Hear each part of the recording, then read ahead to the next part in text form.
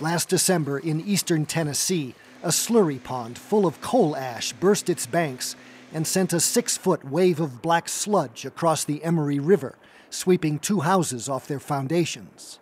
Plumes of ash floated downstream, settling thousands of tons of muck on the river bottom.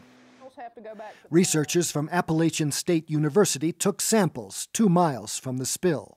I would say conservatively there's a foot there, so the entire ecosystem is coated in ash, which means no oxygen is getting to the organisms that are covered in ash. It's completely anoxic. It's a dead ecosystem. The slurry pond is part of the Kingston Power Plant, operated by the TVA, the Tennessee Valley Authority. Let me say that this is not a time when TVA holds its head high. But we won't hang our head either, because that won't get the job done.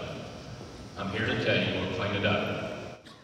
1 billion gallons of slurry poured out of the pond, 30 times more than the Exxon Valdez oil spill in Alaska, and 3 times more than the coal waste that spilled into the Big Sandy River 8 years ago in Kentucky, wiping out fish populations for 100 miles. There are some 300 wet dumps like this in the United States, and every year utilities add 20 million more tons of coal ash to these ponds. The TVA has stored its waste in 3 ponds at the Kingston plant for 50 years. It is one of the biggest waste streams that are being developed in the United States, and it's going to get worse. As the coal plants slap more of these controls on, they're going to capture more of this material. Retention ponds look like giant rice paddies from the air.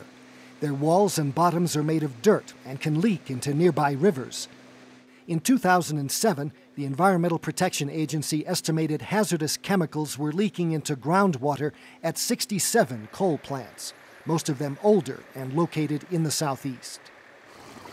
Coal companies and utilities have lobbied hard to avoid regulation of slurry ponds, but Congress now seems ready to act to make sure ruptures like this don't happen again. Meanwhile, federal and state agencies are monitoring water around the Kingston spill. They report water is safe to drink, but independent scientists say water samples near the spill contained levels of arsenic up to 300 times higher than the EPA standard. We know that arsenic at those levels is certainly a potential risk for causing cancer of the bladder, the kidneys, the liver, the lungs, the prostate, and skin. The TVA has built stone dams to block the sludge from migrating further downstream, but a lot of it already has. Scientists say tons of arsenic spilled into the river, and much of it will dissolve before TVA can recover it by dredging, contaminating drinking water for more than 1 million people who live downstream. For Assignment Earth, I'm Gary Stryker.